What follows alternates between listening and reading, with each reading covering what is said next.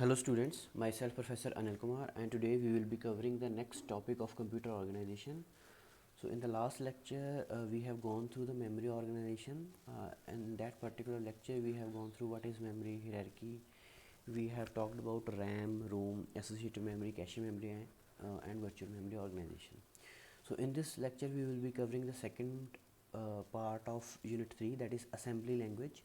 तो इस लेक्चर में हम डिस्कस करेंगे कि इसके क्या फ़ीचर्स हैं, उसके बाद सीडो इंस्ट्रक्शंस क्या होती हैं, यूज़ ऑफ असेंबली, हम मतलब उसके कैसे प्रोग्राम बनते हैं, एडिशन के, सब्ट्रैक्शन के, मल्टीप्लिकेशन के, और बेसिक इनपुट आउटपुट कैसे किया जाता है. तो I will be covering all these topics. May be इसमें ये वाला जो पार्ट है वो कवर ना हो, तो ये आप इजीली आप देख सकते हो, फंडामेंटल की बुक में आपको ये मिल जाएगा. Otherwise you can easily search this thing on the internet. मतलब मशीन लैंग्वेज और असेंबली लैंग्वेज में क्या फ़र्क है, तो वो आप इजीली जो है ये आपको डिफरेंस मिल जाएगा. अब हम स्टार्ट करते हैं अपने टॉपिक के हिसाब से. तो टॉपिक है हमारा असेंबली लैंग्वेज. ठीक है. तो जैसे कि हमें पता है कि हमारे पास तीन तरह की लैंग्वेज होती है. लैंग्वेज मतलब is a way to communicate, हम कम्युनिकेट करना चाहते हैं. तो लैंग्वेज अलग अलग तरह की हो सकती है. जैसे नॉर्मली जब हम दो पर्सन आपस में बात करते हैं तो हम Hindi, Punjabi, English, depending upon जो हम समझते हैं वो बात करते हैं. ठीक है, उस लैंग्वेज का हम यूज़ करते हैं. तो यहाँ पे अभी ये जो ह्यूमन है, इसको इंटरेक्ट किसके साथ करना होता है? कंप्यूटर के साथ. यानी कि हमने कंप्यूटर के थ्रू अपना काम करवाना होता है, यानी कि हमने कंप्यूटर के साथ बातचीत करनी होती है. तो कंप्यूटर जो है वो इंग्लिश, हिंदी को डायरेक्टली तो नहीं समझता. ठीक है, तो इसलिए हमारे पास लैंग्वेजेस बनी होती हैं. तो जो लैंग्वेज हम बोलते हैं उसे हम बोलते हैं हाई लेवल लैंग्वेज, या जो हमें ईजिली समझ आती है उसे आप बोलते हो high level language. For example English, Hindi, इस तरह इसे आप हाई लेवल लैंग्वेज बोल सकते हो. जब हम कंप्यूटर्स में हाई लेवल लैंग्वेज की बात करते हैं तो हम पढ़ते हैं जैसे सी, सी प्लस प्लस, जावा. तो ये लैंग्वेज का जो सिंटेक्स है वो आपको समझ में आता है. ठीक है, इसलिए इनको हाई लेवल लैंग्वेज बोला जाता है. और जो कंप्यूटर होता है वो हमेशा मशीन लेवल लैंग्वेज को ही अंडरस्टैंड करता है. मशीन लेवल लैंग्वेज का मतलब क्या है कि आपका ज़ीरो और वन, यानी कि बाइनरी लैंग्वेज को ही ये अंडरस्टैंड करता है, इसके अलावा और किसी को अंडरस्टैंड नहीं करता. तो इट मीन्स जब हम कभी भी कोई इंस्ट्रक्शन कंप्यूटर को हाई लेवल लैंग्वेज में देते हैं तो उसको कन्वर्ट करके हम मशीन लैंग्वेज, उसको यानी कि मशीन लेवल लैंग्वेज में कन्वर्ट किया जाता है. तब उसको कंप्यूटर समझता है, उसके अकॉर्डिंग एक्ट करता है, और फिर मशीन लैंग्वेज को दोबारा जो हाई लेवल लैंग्वेज में कन्वर्ट करके आपको आउटपुट दिखा दी जाती है. ठीक है. अब इन दोनों के अलावा यहाँ पे एक और लैंग्वेज आती है, असेंबली लैंग्वेज.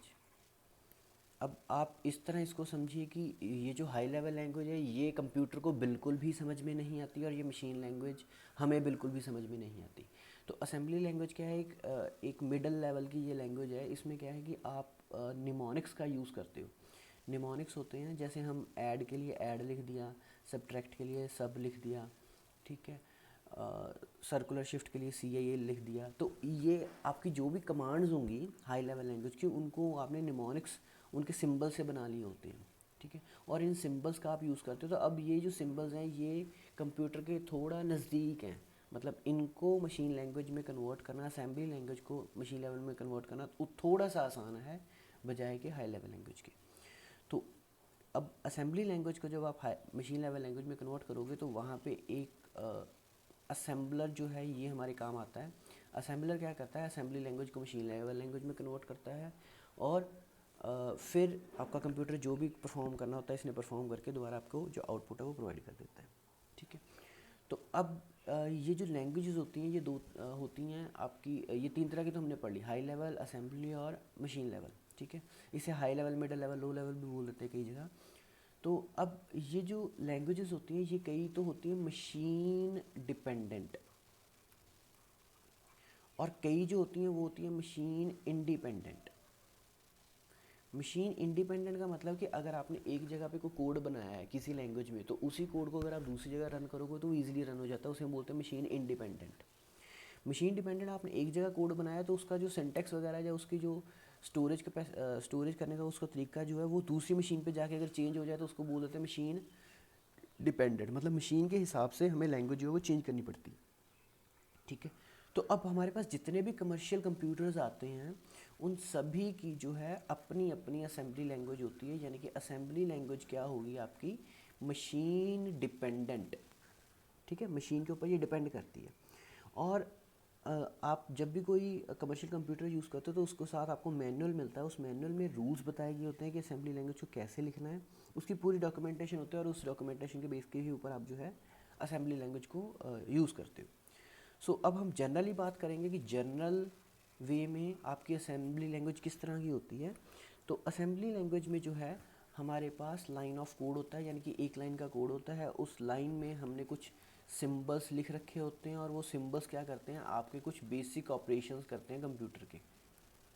ठीक है, मतलब आपके छोटे छोटे ऑपरेशंस को जोड़ के हम एक लाइन ऑफ कोड बनाते हैं और उसको हम रन करते हैं। ठीक है, अब जब भी हमने असेंबली लैंग्वेज यूज़ करनी है तो हमें कुछ कंप्यूटर की डिटेल्स के बारे में पता होनी चाहिए, जैसे कि उसका प्रोग्रामिंग मॉडल क्या है। प्रोग्रामिंग मॉडल यानी कि उसमें कौन कौन से रजिस्टर्स हैं, तो हम उसको कैसे यूज़ करेंगे, ये क्योंकि मशीन डिपेंडेंट है इसलिए हमें ये चीज़ें पता होनी चाहिए। कंप्लीट इंस्ट्रक्शन डिटेल, हमें पूरी इंस्ट्रक्शन डिटेल पता होनी चाहिए कि कौन कौन सी इंस्ट्रक्शन को हम यूज़ कर सकते हैं। यानी कि अगर आप ऐड लिख रहे हो तो एडिशन मतलब होगा एक कंप्यूटर पे, हो सकता है ये ट्रिपल डी हो जाए। ये सिर्फ एग्जांपल है, मतलब इसका काम भी एडिशन है, इसका काम भी एडिशन है, पर एक कंप्यूटर पे आपको ये वाली इंस्ट्रक्शन यूज़ करनी पड़ेगी, दूसरे कंप्यूटर पे आपको ये वाली इंस्ट्रक्शन यूज़ करनी पड़ेगी। ठीक है, उसके बाद मेमोरी मैपिंग कैसे है, इनपुट आउटपुट मैपिंग कैसे हो रही है, असेंबलर की आपको पूरी डिटेल पता होनी चाहिए। ठीक है, उसके बाद आते हैं अब रूल्स। अब आपके पास एक मैनुअल होता है, उसमें सारे रूल्स दिए रखे होते हैं, पर अभी हम जनरल रूल्स की बात करेंगे। तो जनरली जो असेंबली लैंग्वेज जो है वो 3 कॉलम्स में लिखी जाती है, मतलब उसका जो एक लाइन ऑफ कोड है उसके 3 कॉलम बनते हैं। तो जो पहला कॉलम है उसे हम बोलते हैं लेबल फील्ड। ठीक है, लेबल फील्ड खाली भी हो सकता है या किसी सिंबॉलिक एड्रेस को शो करता है, या तो ये एम्प्टी होगा या ये किसी सिंबॉलिक एड्रेस को शो करता है। ठीक है, सेकंड होती है आपकी इंस्ट्रक्शन फील्ड। सेकंड जो है वो आपकी है इंस्ट्रक्शन फील्ड। ठीक है, जो आपकी इंस्ट्रक्शन बताएगी। और लास्ट होता है कमेंट। ठीक है, तो जो कमेंट है हम वो फॉरवर्ड स्लैश से यूज़ करते हैं। अगर आप कमेंट आपका खाली भी हो सकता है और आप कमेंट लिख भी सकते हो। तो ये कमेंट जो है वो लिखने हमें हम क्यों लिखते हैं, ताकि हमें इजीली समझ आ जाए कि हमने प्रोग्राम में क्या किया था। ठीक है, तो अब इसके आगे हम देखते हैं जो आपका है सिंबॉलिक एड्रेसेस। जो सिंबॉलिक एड्रेस होता है उसमें क्या है कि आपका जो अल्फ़ा न्यूमेरिक कैरेक्टर्स आप यूज़ करोगे, जो सिंबॉलिक एड्रेस है ये वाले की बात कर रहे हैं हम, इसमें हम अल्फ़ा न्यूमेरिक का मतलब है कि आप इंग्लिश के वर्ड और डिजिट्स को इकट्ठा यूज़ कर सकते हो, पर उसके जो मतलब वो कैरेक्टर्स जो आप यूज़ करोगे वो मैक्सिमम 3 कैरेक्टर का हो सकता है। जो आपका सिंबॉलिक एड्रेस है वो मैक्सिमम 3 कैरेक्टर का हो सकता है। उसमें से भी जो फर्स्ट लेटर वो हमेशा लेटर होना चाहिए, और जो नेक्स्ट 2 बचते हैं आपके कैरेक्टर वो आपका लेटर भी हो सकता है और आपका मतलब नंबर भी हो सकता है। ठीक है, मतलब ये नंबर से कभी स्टार्ट नहीं होगा, स्टार्ट हमेशा पहला कैरेक्टर जो वो हमेशा लेटर होगा, ABC की फॉर्म में होगा, और सेकंड और थर्ड जो कोई भी हो सकता है। ठीक है, सिंबॉलिक एड्रेस को हम टर्मिनेट करते हैं एक कॉमा से, मतलब कॉमा अगर आ गया तो इट मीन्स आपका ये वाला लॉजिक लेबल फील्ड जो है ये ख़त्म हो गया। ठीक है, अभी ये रूल्स हो गए। अब उसके बाद यहाँ पे आती हैं इनकी इंस्ट्रक्शंस। पहले हमने ये सिंबॉलिक एड्रेस की बात कर ली, अब हम बात करेंगे इंस्ट्रक्शन की। तो जो आपकी इंस्ट्रक्शन है वो यहाँ पे 3 तरह की होती है। MRI, ठीक है, मेमोरी रेफरेंस इंस्ट्रक्शन, ठीक है, या फिर आपकी हो सकती है non-MRI, non memory reference instruction. तो नॉन मेमोरी रेफरेंस इंस्ट्रक्शन में आपकी दोनों आ जाएंगी। रजिस्टर रेफरेंस ये हमने पहले पढ़ चुके हैं तो इसकी डिटेल में नहीं मैं जाऊंगा। रजिस्टर रेफरेंस और इनपुट आउटपुट, यहाँ जब हमने इंस्ट्रक्शन साइकिल पढ़ा था तो वहाँ पे हमने इनकी बात की थी। तो इनपुट आउटपुट इंस्ट्रक्शन, तो यहाँ पे जो हम इंस्ट्रक्शन है वो तो 2 तरह देते हैं, MRI या non-MRI, और तीसरा हम देते हैं कोई सूडो इंस्ट्रक्शन। सूडो इंस्ट्रक्शन यहाँ हम देते हैं, उसमें हम ऑपरेंड जो है वो बता भी सकते हैं और ऑपरेंड नहीं भी बता सकते, मतलब ऑपरेंड उसमें हो सकता दिया हो और हो सकता ना दिया हो। तो इसको हम जो है यहाँ पे देखते हैं एग्जांपल में। तो मेमोरी रेफरेंस इंस्ट्रक्शन जो है इट ऑक्यूपाइज 2 और 3 सिंबल्स सेपरेटेड बाय स्पेसेस। तो जैसे ये भी MRI, ये non-MRI होगी, इसमें 3 आपने करेक्टर्स का यूज़ किया है। ये होगी आपकी डायरेक्ट एड्रेस MRI, मतलब आपने यहाँ पे मेमोरी ये इंस्ट्रक्शन दे दी, ये ऑपरेंड है जिसके ऊपर काम करना है। ये भी आपकी इंस्ट्रक्शन हो गई, ये आपका ऑपरेंड हो गया, पर ये इसने डायरेक्ट एड्रेस जो है इसका इनडायरेक्ट दे दिया। जो पहले वाला था ये डायरेक्ट एड्रेस है, ये इनडायरेक्ट एड्रेस है, ठीक है। तो मेमोरी रेफरेंस इंस्ट्रक्शन में क्या है, इट ऑक्यूपाइज 2 और 3 सिंबल्स सेपरेटेड बाय स्पेसेस, मतलब ये स्पेस दी है। अब ये देखिए यहाँ पे 3 ही मैक्सिमम सिंबल आए हैं, यहाँ पे 1 और 2, ये 3, ठीक है। The second is a symbolic address, second symbolic address होता है। The third symbol which may be present, ये जो थर्ड वाली वैल्यू ये प्रेजेंट हो भी सकती है और नहीं भी हो सकती है। अगर ये वैल्यू प्रेजेंट है तो इट मीन्स आपका इनडायरेक्ट एड्रेस है, अदरवाइज आपका डायरेक्ट एड्रेस है, ठीक है।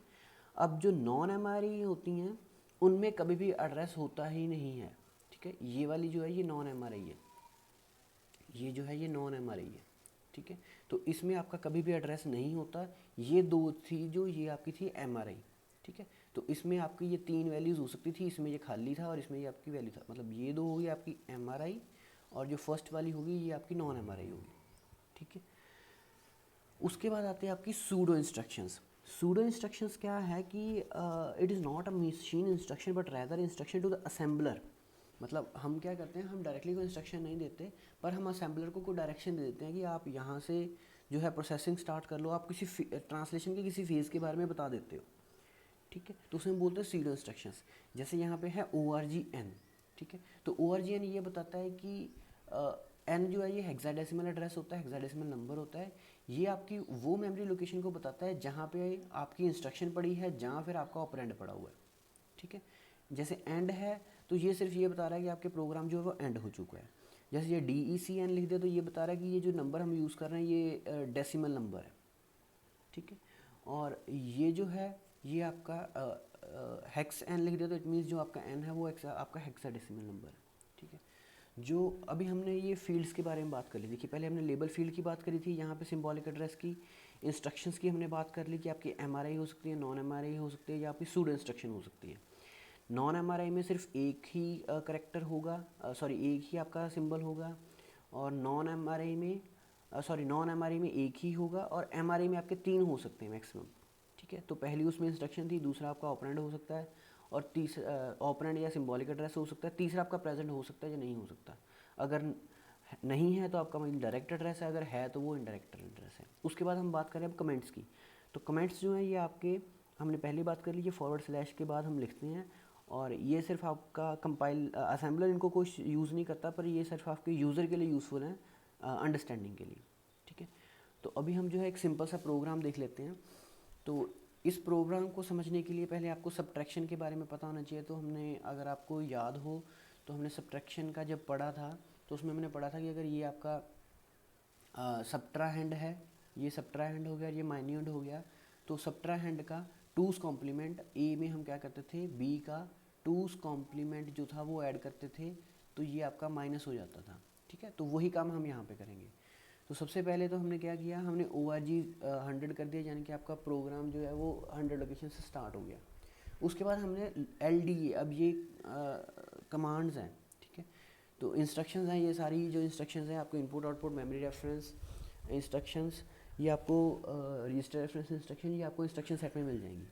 तो LDA क्या है, लोड सब्ट्राहैंड, ठीक है, लोड टू AC, इसका मतलब है लोड टू AC।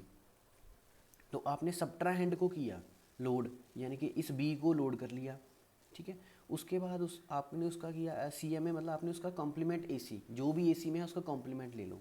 यानी कि अभी हमें बी का टूस कॉम्प्लीमेंट निकालना है, तो टूस कॉम्प्लीमेंट के लिए हम पहले वंस कॉम्प्लीमेंट निकालते हैं, फिर उसमें 1 प्लस करते हैं। तो वो हम कैसे करेंगे, यहाँ पे हमने पहले AC का कॉम्प्लीमेंट कर दिया, उसके बाद INC है, ये INC है, INC इंक्रीमेंट AC, यानी कि AC की वैल्यू को 1 इंक्रीमेंट कर दिया। अब ये बन गया टूस कॉम्प्लीमेंट। अब इसमें हमने क्या किया, ऐड MIN। तो जब ऐड MIN किया तो ऑटोमेटिकली ये AC में ही ऐड होता है, ठीक है। AC होता है एक्यूमुलेटर, तो जो भी आपकी कैलकुलेशंस होते हैं वो एक्यूमुलेटर में होते हैं। तो जब ऐड MIN करोगे तो ये ऑटोमेटिकली एक्यूमुलेटर की वैल्यू में ऐड हो जाएगा। तो add minute to the AC। उसके बाद जो भी वैल्यू है उसको हॉल्ट, उसको हमने स्टोर कर लिया, स्टोर, ठीक है, स्टोर हमने डिफरेंस कर दिया, स्टोर एक्यूमुलेटर, और ये हॉल्ट मतलब आपका कंप्यूटर को हमने रोक दिया, ठीक है। अब हमने यहाँ पे 3 चीज़ें यूज़ की हैं, माइन्यूट, तो ये आपका अभी ये देखिए लेबल हो गया माइन्यूट, और ये कहाँ पे इसका जो एड्रेस है वो डेसिमल 83 है। अब सब्ट्राहैंड क्या है, मतलब 83, हमने इसमें क्या परफॉर्म किया है, क्या ऑपरेशन परफॉर्म किया, हमने 83 - 23 किया है, ठीक है। तो तो ये जो सब्ट्राहैंड है ये डेसिमल है -23, और डिफरेंस स्टार्टिंग में क्योंकि ज़ीरो था इसलिए आपने हेक्सा इसको लिखा है, लास्ट में आपने ये हॉल्ट आपने उसको किया था, ऑपरेशन को हॉल्ट किया था। ये एंड हो गया आपके सिंबॉलिक प्रोग्राम का एंड। ठीक है, तो इसी तरह जब आपने इसको अगर ऐड में कन्वर्ट करना है इसी प्रोग्राम को, तो आप क्या करोगे, यहाँ पे उसमें होता है ऑगेंड एंड एडेंड, उसमें होता था ऑगेंड एंड एडेंड। ठीक है, तो आप उस हिसाब से जो है वो सिंबल्स चेंज कर लेना। जैसे ये सब्ट्रैक्ट की जगह आप लिख लेना AUG लिख देना, और एडेंड की जगह आप लिख देना ADE कर देना, ADND कर देना। ठीक है, ADN कर देना, सॉरी ADN, 3 ही लिख सकते हैं तो ADN कर देना। ठीक, तो बाकी सारा प्रोग्राम सेम रहेगा, और ये वाली जो होगी ये ख़त्म हो जाएगी क्योंकि उसमें हमें टूस कॉम्प्लीमेंट लेने की ज़रूरत नहीं है। हम सीधा लोड्स ऑगेंट करेंगे, उसमें एडेड कर देंगे, स्टोर हम एडिशन वहाँ पे कर देंगे, तो आप स्टोर ADS कर दो, इस तरह कुछ भी आप नाम लिख दो, हॉल्ट करके ये बाकी सारा यहाँ पे आप एड्रेस दे दोगे, यहाँ पे AUG कर दोगे, 83 कर दोगे, यहाँ पे +23 कर देना, यहाँ पे ADN आ जाएगा, और यहाँ पे ये नाम ही रखे हैं तो कुछ भी आप नाम रख सकते हो, तो ये ADS आ जाएगा।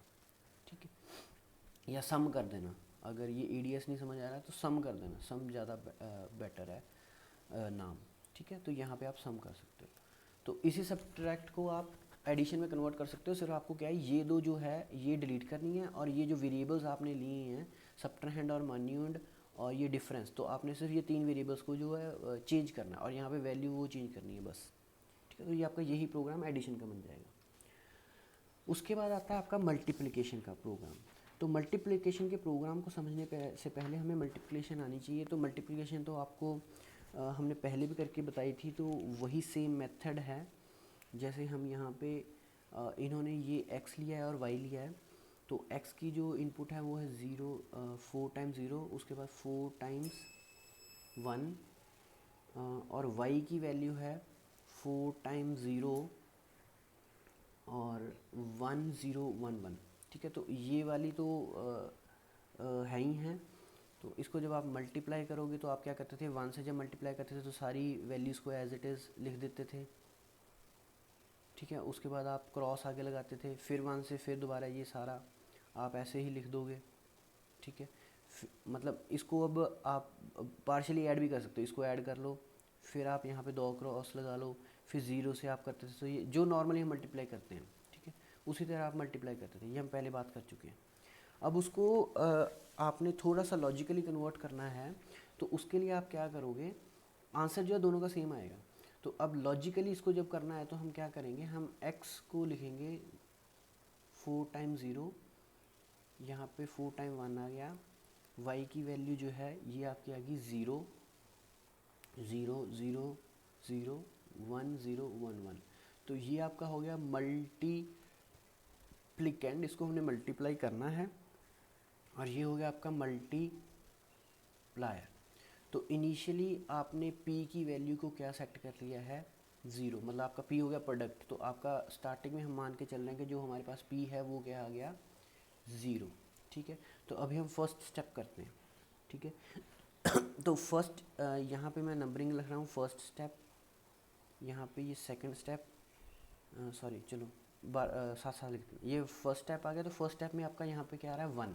तो जब आप 1 के साथ मल्टीप्लाई करोगे तो आप सीधा क्या कर दोगे, यहाँ पे 1 1 1 1, ठीक है, और ये 0 0 0 0। ठीक है, अब इन दोनों को आपने क्या कर देना है, प्लस, नॉर्मल प्लस कर देना है, बाइनरी जो भी आपको आता है। तो यहाँ पे अब p की वैल्यू क्या बन जाएगी, वो आप देखो, ये एज इट इज़ आ जाएगी। ठीक है, क्योंकि सारा 0 है तो उसमें जो कुछ भी प्लस करोगे वही आंसर आ जाएगा। अब सेकंड स्टेप में देखो क्या है, सेकंड स्टेप में आ गया आपका फिर से 1, पर अब आपको क्या पता है कि आपका क्रॉस आप लगाते थे, क्रॉस यानी कि आप लेफ़्ट को शिफ्ट करते थे सारी वैल्यूज़ को, तो अभी आप लेफ़्ट को सारी जो वैल्यूज़ है वो शिफ्ट कर दोगे ये वाले की। ठीक है, जो भी आप आपका ये जो है वैल्यू मल्टीप्लाई, इसको आप लेफ़्ट शिफ्ट कर दोगे, क्योंकि जब आप 1 लिखते थे तो ये देखिए ना, यहाँ पे ये शिफ्ट हो गया था, ये इस साइड को शिफ्ट हो गया था, तो आपने ये वाली वैल्यू यहाँ पे लिख देनी है।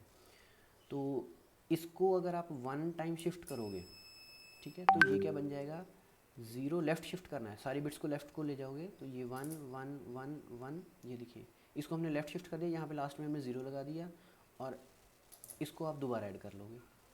ठीक है। तो यहाँ पे भी हमें 1 मिला था, और अब p की वैल्यू क्या आ जाएगी, अब आप इसको ऐड कर दो, तो 1 0 1 1 1 0 विद 1 कैरी, 1 1 आ गया 1 विद 1 कैरी, 1 1 आ गया 1 विद 1 कैरी, और यहाँ पे 0 और यहाँ पे 1। तो ये आपका पार्शियल प्रोडक्ट अगला बन गया, ठीक है। अब उसके बाद थर्ड स्टेप में आपके पास क्या आ गया, 0, ठीक है। तो इट मीन्स आपको क्रॉस तो लगाना था, ये वाला क्रॉस तो आपको 2 लगाने थे, यानी कि आपको इनको भी 2 आगे शिफ्ट करना पड़ेगा, ठीक है। इसको आपको आगे 2 शिफ्ट करना पड़ेगा, पर क्योंकि 0 है तो हमें इसकी ज़्यादा टेंशन लेने की ज़रूरत नहीं है, सारी वैल्यू 0 हो जाएंगी, तो हम एज इट इज़ जो है पहले 0 0 ही लिख लेते हैं। तो ये आपका सेम ही रह जाएगा जो था, तो ये आ गया 0 0 1 0 1 1 0 1, ये एज इट इज़ ही आपका रह गया। अब फोर्थ स्टेप में देखिए, फोर्थ स्टेप में आपका क्या आएगा, यहाँ पे 1 आ गया, तो अब आपको ये कितने 3 शिफ्ट इधर को करने हैं, ठीक है। अभी आपको 3 शिफ्ट करने हैं, तो इट मीन्स आपकी लास्ट वाली 3 जो वैल्यूज़ हैं वो 0 हो जाएंगी। उसके बाद हमारे पास यहाँ पे ये 4 1 थे, तो यहाँ पे हम 4 1 एज इट इज़ लिख देंगे, ठीक है, और लास्ट वाली 0। अब इसको सारे को प्लस कर देंगे, तो ये आपका फाइनली प्रोडक्ट आ जाएगा, क्योंकि हमारे पास 4 ही है, उसके बाद तो 0 0 है, तो इसको तो हमें कुछ करने की ज़रूरत नहीं है। तो यहाँ पे ये 1 आ गया, ये 0 आ गया, ये 1 आ गया, 1 1 0 विद 1 कैरी आ गया, 2 1 आ गए, 0 विद 1 कैरी आ गया, 3 1 आ गए, 1 विद 1 कैरी आ गया, 0 विद 1 कैरी। तो फाइनली ये आपका प्रोडक्ट आ गया है। तो जो हमने अभी जो मल्टीप्लाई किया, ठीक है, इसको ही हम जो प्रोग्राम के थ्रू इम्प्लीमेंट कर लेंगे, ठीक है। तो अभी इसको अगर ये आपको समझ आ गया, तो इसमें हम कम कर क्या रहे हैं, हम सिर्फ चेक कर रहे हैं अगर वैल्यू 1 है, ठीक है, तो आप लेफ़्ट शिफ्ट करके p में उसकी वैल्यू को ऐड कर दो। मल्टीप्लिकेंड को हम लेफ़्ट शिफ्ट कर रहे हैं, इसको लेफ़्ट शिफ्ट कर रहे हैं बार बार, ठीक है। तो अगर वो वैल्यू 0 है तो आपने क्या करना है, शिफ्ट आपने सारी जो है 0 0 ऐड कर देनी है, मतलब प्रोडक्ट को एज इट इज़ आपने रहने देना है, ठीक है। आपने लेफ़्ट शिफ्ट तो किया है, लेफ़्ट शिफ्ट तो आप 0 के केस में भी करते हो, क्योंकि पर 0 0 है तो आपके प्रोडक्ट में कोई ज़्यादा फ़र्क नहीं पड़ता, ठीक है। पर आपने लेफ़्ट शिफ्ट इसमें भी करना है, ठीक है। मतलब जब भी 1 आएगा तो लेफ़्ट शिफ्ट करके आपको p में ऐड करना है, और जब 0 आएगा तो सिर्फ आपको लेफ़्ट शिफ्ट ऐड करना है, लेफ़्ट शिफ्ट करना है, ऐड आपको नहीं करना, ठीक है। तो इसी का आपका प्रोग्राम है। तो आप प्रोग्राम देखिए, क्या है यहाँ पे प्रोग्राम। सबसे पहले हम लूप चलाएंगे, क्योंकि हमें बार बार करना पड़ा। सबसे पहले तो ओरिजिन 0, मतलब 0 से आपका प्रोग्राम स्टार्ट हो गया, बार बार लूप चलाओगे। तो सबसे पहले क्लियर ई हमने कर दिया, ये आपने फ्लिप फ्लॉप एक यूज़ किया है, ठीक है, क्योंकि आपका जो मल्टीप्लायर की जो बिट है वो आपको शिफ्ट करनी पड़ रही है, लेफ़्ट शिफ्ट करनी पड़ रही है। तो लेफ़्ट शिफ्ट की जो बिट आती है वो ई में आप फेंकते जा रहे हो, इसलिए यहाँ पे ई यूज़ किया है। अब लोड एसी में आप क्या, वाई मल्टीप्लायर को आपने लोड कर लिया। उसके बाद आपने क्या किया, लेफ़्ट शिफ्ट किया, ठीक है, यानी कि आपने मल्टीप्लायर की वैल्यू को आपने लेफ़्ट साइड पे शिफ्ट कर दिया, ठीक है। उसके बाद आपने मल्टीप्लायर को आपने सेव कर लिया, स्टोर कर दिया। उसके बाद आप क्या कर रहे हो, आप सिर्फ वैल्यूज़ को चेक, सॉरी, ये आप राइट शिफ्ट कर रहे हो, लेफ़्ट शिफ्ट नहीं, राइट शिफ्ट कर रहे हो, ठीक है। राइट शिफ्ट कर रहे हैं, यहाँ पे राइट शिफ्ट क्यों कर रहे हैं, अब ये देखिए, क्योंकि वहाँ पे था आपके पास इस तरह, जो आपके पास मल्टीप्लायर था वो ये था 1 0 1 1। तो आपने पहले 1 को चेक करना है, तो आपने इसको राइट शिफ्ट करना है, और ये जो 1 है ये उठा के ई में चला जाएगा, तो आप सिर्फ ई को चेक करोगे कि ई की वैल्यू 1 है या 0 आई, तो उसके बेसिस पे आप फर्दर डिसीजन लोगे, ठीक है। हम इसको दोबारा देख लेते हैं। पहले आपने CLE किया है, ई की आपने एक ई फ्लिप फ्लॉप लिया, आपने मल्टीप्लायर को लोड किया है, उसको राइट साइड पे शिफ्ट किया है, एक राइट साइड पे शिफ्ट किया, अब ई में क्या आ गया 1। उसके बाद आपने इसको स्टोर कर लेना, वाई को दोबारा से ये वाले को, ये आपने इसको अलग से स्टोर करके रख लेना, इतने हिस्से को दोबारा से स्टोर करके रख लोगे, और चेक करोगे कि ई की बिट SZE ई की वैल्यू को चेक करोगे कि वो 0 है या 1 है, ठीक है। अगर वो 1 है तो BUN हो गया कि आपने इस एड्रेस पे चले जाना है, 1 वाले एड्रेस पे चला जाना है, ब्रांच टू एड्रेस दिस। अगर BUN 0 लिख दिया तो आपने इस वाले एड्रेस पे चले जाना है। तो अगर आपके पास 1 आया तो हम क्या करते थे, हम मल्टीप्लायर को, सॉरी, मल्टीप्लिकेंड को हम उसमें ऐड करते थे, p में ऐड करते थे, ठीक है। तो आपने लोड x किया, ठीक है, उसको ऐड p में कर दिया, ठीक है, और स्टोर आपने उसको दोबारा p में कर दिया, और ये ख़त्म कर दिया, ठीक है। अगर वो वैल्यू 0 आ गई, ठीक है, अगर वो वैल्यू 0 आ गई तो आप क्या करते थे, मल्टीप्लिकेंड को लेफ़्ट शिफ्ट कर रहे थे, ठीक है, स्टोर आप x को कर रहे थे, ठीक है, x की वैल्यू को एज इट इज़ आपने स्टोर कर दिया था और आपने काउंटर को इंक्रीमेंट कर दिया, ठीक है। ये तो काउंटर आप सिर्फ वैसे चेक कर रहे हो कि कितनी बार आपने ये इसके गो थ्रू हुआ इस प्रोसेस के, इसलिए आप काउंटर को, क्योंकि आपने लूप लगाई है तो इसलिए आप काउंटर को इंक्रीमेंट कर रहे हैं, और इंक्रीमेंट करने के बाद आप फिर लूप पे चले जाओगे, BUN मतलब आप लूप वाले एड्रेस पे चले जाओ तो आप यहाँ पे चले जाओगे, ठीक है। उसके बाद यहाँ पे आप इसको हॉल्ट कर दोगे, यानी कि इसको बंद कर दोगे, ठीक है। अब हमने यहाँ पे ये CTR जो है काउंटर यूज़ किया, तो इसलिए उसकी वैल्यू इसने -8 कर दी, क्योंकि हमारे पास 8 बिट्स हैं, ठीक है। तो ये फाइनली 0 हो जाएगा। x की वैल्यू हमने हेक्साडेसिमल दी थी, y की वैल्यू भी हमने हेक्साडेसिमल दी थी, प्रोडक्ट हमने स्टार्टिंग में 0 लिया था, लास्ट में आपने एंड कर दिया, ठीक है। तो ये सारा आप काम इसमें कर रहे थे, ठीक है। तो जो हमने मल्टीप्लिकेशन में नॉर्मली किया उसी को हमने जो है इसमें कन्वर्ट कर दिया है, आपके प्रोग्राम में कन्वर्ट कर दिया है, ठीक है। अब हम आगे चलते हैं, नेक्स्ट है आपके सब रूटीन्स, नेक्स्ट हैं आपके सब रूटीन्स, ठीक है। तो सब रूटीन्स में क्या है कि आपका सब रूटीन का मतलब क्या होता है, जो आपने C++ में फंक्शंस पढ़े होंगे या C में पढ़े होंगे फंक्शंस, तो अगर आपको सेम सेट ऑफ इंस्ट्रक्शंस को आपको बार बार एग्जीक्यूट करना पड़ता है, तो आप क्या करते हो कि बजाय कि आप वही इंस्ट्रक्शंस को बार बार लिखो, आप सिर्फ उनका एक जो है एक फंक्शन बना देते हो, और जब भी आपको ज़रूरत पड़ती है तो आप उस फंक्शन को कॉल कर लेते हो, तो उसको हम यहाँ पे बोलते हैं subroutine. So a set of common instructions that can be used in a program many times, जिसको आप बार बार यूज़ कर सकते हो, उनको हम बोलते हैं सब रूटीन।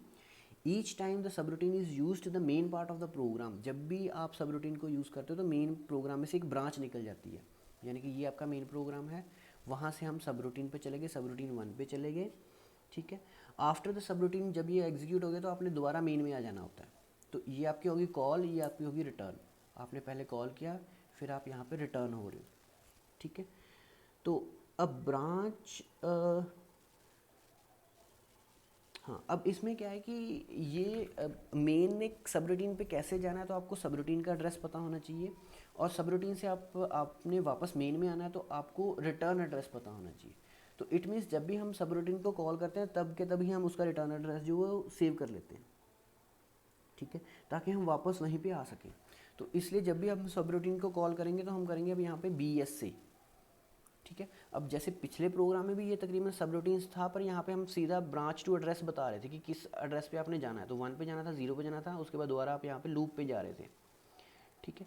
तो यहाँ पे क्या है कि आपने सब रूटीन बना दिया, तो आप क्या करोगे, ब्रांच एंड सेव एड्रेस, इसका जब यूज़ करोगे तो इट मीन्स आप सब रूटीन का यूज़ कर रहे हो एक्चुअल में। पहले वाले में तो हम सीधा एड्रेस बता रहे थे कि इस एड्रेस पे जाना है, यहाँ पे अब आप सब रूटीन्स का यूज़ करोगे। तो इसको हम सीधा एग्जाम्पल के थ्रू देख लेते हैं। तो ORG00 यानी कि यहाँ से आपका मेन प्रोग्राम स्टार्ट हो गया, लोड x, आपने x को लोड कर लिया। अब BS से SH4, तो यानी कि आप सब रूटीन SH4 के ऊपर जाओ, और BS से का मतलब कि जब SH4 पे जाना तो इसका रिटर्न एड्रेस सेव कर लेना। आप SH4 पे आ गए, ठीक है, और आपने क्या किया, यहाँ पे हेक्साडेसिमल ये 0 है, इसको आपने, इसमें हम कर क्या रहे हैं, सिर्फ लेफ़्ट शिफ्ट कर रहे हैं, ठीक है। तो आपने 4 बार लेफ़्ट शिफ्ट किया, ठीक है। एंड मास उसको सिर्फ आपने वैल्यू को क्योंकि आपकी जो जब आप लेफ़्ट शिफ्ट कर रहे हो तो इधर वाली वैल्यूज आपकी सारी 0 होगी, ठीक है। तो टेक्निकली क्या हो गया कि जैसे आपका ये 1 1 1 है, तो इसको आपने 4 टाइम शिफ्ट कर दिया, तो ये 1 यहाँ पे रह गया और ये एज इट इज़ यहीं पे पड़े रहे। अब ये वाली वैल्यूज़ को 0 करने के लिए उसने क्या किया, यहाँ पे मास्क लगाया, ठीक है, मतलब उसको दोबारा 0 कर दिया। उसके बाद ये है मेन चीज़, BUN SHI, मतलब आप रिटर्न एड्रेस शिफ्ट कर जाओ SH4 के रिटर्न एड्रेस इनडायरेक्टली, ठीक है, इनडायरेक्ट एड्रेस पे जाओ। तो यहाँ पे इनडायरेक्ट एड्रेस यानी कि आप वापस 102 में चले जाओगे, ठीक है। हम इसको देखते हैं, अब 1 बाय 1 करके देखते हैं। यहाँ से आपका प्रोग्राम स्टार्ट हो गया, लोड आपने x को किया है, branch and save address SH4, तो आपने SH4 का जो है when BSA instruction is executed the control unit store the return address 102 को ये स्टोर कर लेगा by the symbolic address SH4, ठीक है। यहाँ पे ये इसको स्टोर करके रख लेगा ये वाली वैल्यू पे, ठीक है। यहाँ पे इसको ये स्टोर रिटर्न एड्रेस हेयर, यहाँ पे ये रिटर्न एड्रेस को स्टोर कर लेगा, यानी कि ये हेक्सा जो 0 है इसकी वैल्यू क्या बन जाएगी, आपकी 102 बन जाएगी, ठीक है। उसके बाद आपने सिर्फ ये जो एक्स के ऊपर काम करना था कर लिया, उसके बाद उसने आपको मास्किंग कर दी, वापस भेज दिया। ठीक है, मास्किंग में देखो कि ये वाली वैल्यूज़ जो है आपकी पहली सारी 1 है और बाकी 0 है, तो यानी कि जब यहाँ पे ये सारे 1 1 1 1 हो गए, सिर्फ लास्ट 4 बिट्स इसने 0 कर दी। ठीक है, जब लास्ट 4 बिट 0 कर दी तो जब आप लेफ्ट शिफ्ट करोगे तो ये वाली तो आपकी 0 0 हो जाएंगी, बाकी क्योंकि 1 के साथ जो मर्जी कर दो वो एज इट इज़ रह जाएगा। ठीक है, क्योंकि आपने ऐड किया है। ठीक है, तो वापस आप यहाँ पे चले गए, अब जो भी आपने स्टोर किया था, जो भी आपने शिफ्टिंग किया उसको आपने स्टोर कर दिया। अब आप नया वाई लोड किया है, अब उसको भी आपने लेफ़्ट शिफ्ट के लिए भेज दिया, तो आपने ब्रांच एंड सेव एड्रेस कर दिया, तो अभी ये वाला एड्रेस सेव हो जाएगा। जो भी आपकी यहाँ पे लेफ़्ट शिफ्ट करना होगा करके फिर आप वहाँ से दोबारा आप आ जाओगे तो ये स्टोर हो जाएगा। मतलब जब भी आप ब्रांच ये करोगे BUN यानी कि रिटर्न एड्रेस पे जाओगे तो आप इस पोजीशन पे चले जाओगे 105 पे। ठीक है, तो उसके बाद हॉल्ट कर देना है, एक्स की वैल्यू हमने दे दी, वाई की वैल्यू दे दी। ठीक है, तो ये था आपका सब रूटीन। तो इसमें क्या है कि आपने सब रूटीन को जैसे 2 बार यहाँ पे कॉल कर ली, एक बार यहाँ पे कॉल कर ली, 2 बार यहाँ पे कॉल कर ली, पर कोड आपने एक बार लिखा हुआ है। ठीक है, तो ये था आपका सब रूटीन का फ़ायदे कि आप सब रूटीन क्यों यूज़ करते हो। उसके बाद आती है आपकी इनपुट आउटपुट प्रोग्रामिंग। तो इसमें क्या है कि आप इनपुट कैसे लोगे और आउटपुट कैसे लोगे, तो उसके लिए हमारे पास ये 2 इंस्ट्रक्शंस हैं, INP एंड आउट। तो a binary coded character enters the computer when an INP instruction is executed. जब आपके INP इंस्ट्रक्शन एग्जीक्यूट होता है तभी आप जो है किसी कैरेक्टर को एंटर करवा सकते हो, और इसी तरह आप आउटपुट पे तभी ट्रांसफ़र करवा सकते हो अगर आपका आउटपुट इंस्ट्रक्शन आपकी जो है वो एग्जीक्यूट होती है। ठीक है, तो ये तो आपको भी सिंपल पता है कि इनपुट कैरेक्टर्स जो है वो आपको असेंबली को मशीन में कन्वर्ट करेंगे, और आउटपुट में मशीन को जो है वो आपको कॉरस्पॉन्डिंग कैरेक्टर यानी कि कॉरस्पॉन्डिंग असेंबली में वो कन्वर्ट करेंगे। ठीक है, तो इसमें क्या है, एक SKI फ्लैग हम यूज़ करते हैं। SKI हम चेक करते रहते हैं इनपुट फ्लैग, अगर if a character is available for the transfer the next instruction skipped if the input flag is 1। अगर ये इसकी वैल्यू 1 होगी तो हम क्या करते हैं, हम नेक्स्ट इंस्ट्रक्शन को जो है वो नहीं एग्जीक्यूट करते और हम इनपुट को इंस्ट्रक्शन को एग्जीक्यूट करते हैं। मतलब इसमें हम ये चेक करेंगे कि हमें इनपुट हमारे पास कोई है, अगर है तो आपने जो है पूरे कंप्यूटर में जो अगली इंस्ट्रक्शन होगी उसको आप छोड़ दोगे और आप इनपुट इंस्ट्रक्शन को जो है वो एग्जीक्यूट करना शुरू कर दोगे। ठीक है, तो इसको इसी तरह हमारे पास SKO होता है एक। ठीक है, कि आपने आउटपुट फ्लैग को आप बार बार चेक करते रहते हो, तो इसको आप सिंपली देखो यहाँ पे CIF। ठीक है, SKI आप चेक इनपुट फ्लैग कर रहे हो। ठीक है, ये तो आपने सिर्फ नाम दे दिया चेक इनपुट फ्लैग, तो SKI आप फ्लैग मेनली चेक करते हो। अगर तो ये है, ठीक है, मतलब ये इनेबल हो गया तो आपने नेक्स्ट इंस्ट्रक्शन यानी कि इसको छोड़ देना है, तो आप आगे चले जाओगे। आप इनपुट फ्लैग 1 कर दोगे, जो भी आउटपुट आपने करनी है उसको करके, मतलब जो भी आउटपुट्स है उसको आपने उठा के उस करेक्टर को स्टोर कर दिया और आपने इसको बंद कर दिया। ठीक है, करेक्टर आपका फ़िलहाल खाली है। ठीक है, यहाँ पे ये नहीं आएगा। अच्छा, ये प्रिंट करने के लिए, हाँ, सिर्फ आपने इनपुट लिया और उसको जैसे हम बोलते हैं ना प्रिंट एफ लगाते हैं, तो हम प्रिंट एफ में पहले वैल्यू को एंटर करते हैं फिर इसको हम डिस्प्ले कराते हैं, तो ये डिस्प्ले के लिए आउट। तो अगर ये वैल्यू जो है ये सेट नहीं होगी तो आप दोबारा दोबारा इसको चेक करते रहोगे, तो BUNCF आप दोबारा यहाँ पे चले गए, इस ये यहीं पे घूमता रहेगा, ये इतनी लाइन में ये घूमता रहेगा कि जब तक ये वैल्यू 1 नहीं होती तब तक इसको आप छोड़ोगे नहीं। जब ये 1 हो गया इस लाइन को आप छोड़ दोगे तो फिर आप इनपुट जो है वो रिसीव कर सकते हो। इसका ये सिंपल सा मतलब है। और आउटपुट के केस में क्या है कि आपने एक करेक्टर को लोड कर दिया, उसके बाद COF चेक कर रहे हो आप, तो अगर ये फ्लैग 1 हो गया तो ये वाली इंस्ट्रक्शन आप छोड़ दोगे, तो आप इनपुट आउटपुट शो कर दोगे, हॉल्ट कर दोगे, और करेक्टर को जो जिसको भी आपने आउटपुट जिसको शो करना था तो उसका आपने पहले ही वैल्यू दे दी है। अगर ये वैल्यू 0 हो गई तो आप ये नेक्स्ट इंस्ट्रक्शन को स्किप नहीं करोगे, यानी कि यहीं पे आप घूमते रहोगे। आपने चेक किया नहीं है, 0 है, फिर यहाँ पे आ जाओ, फिर यहाँ पे आ जाओ, ये ऐसे लूप में चलता रहेगा। ठीक है, अगर ये वैल्यू 1 होगी तभी ये आउटपुट आएगी, और यहाँ पे इसी तरह यहाँ पे SKI के केस में कि जब 1 आएगी तब आपकी इनपुट आएगी, अदरवाइज ये इसी फ्लैग को बार बार चेक करता रहेगा। ठीक है, so this was all about your assembly language. I hope कि ये आपको क्लियर हो गए होंगे concept. In case you face an issue you can contact me. Thank you very much.